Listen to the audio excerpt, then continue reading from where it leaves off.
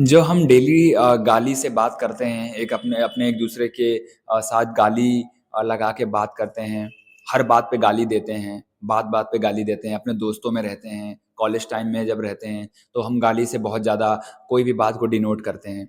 तो क्या वो सही चीज़ है? जय बाबा नीम करोली महाराज की जय श्री राम।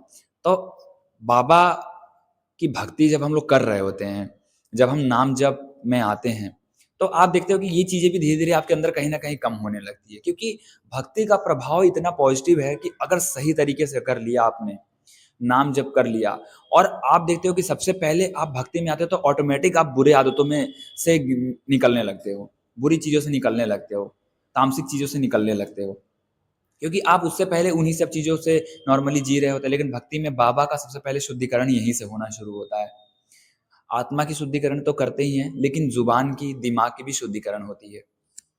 और हम उस चीज़ को इतना नॉर्मल लेते हैं कि दोस्तों में सुबह उठ रहे हैं, सुबह फ़ोन करके वो अगर बात कर रहे हैं, तो सुबह ही सुबह गाली से बात कर रहे हैं।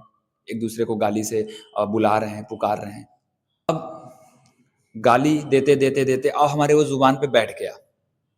अब वो हमारा ज़ुबान ही उस चीज़ को लेके मतलब बिना बोले उस कोई बात हम पूरी नहीं करते हैं।